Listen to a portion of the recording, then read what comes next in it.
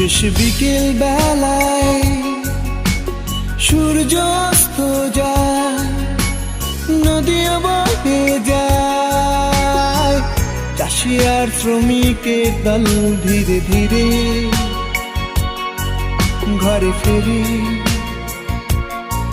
শেষ বিকেল বেলায়, শেষ বিকেল বেলায় সূর্য অস্ত যায়, নদীও বয়ে যায়, চাষি আর শ্রমিকের দল ধীরে ধীরে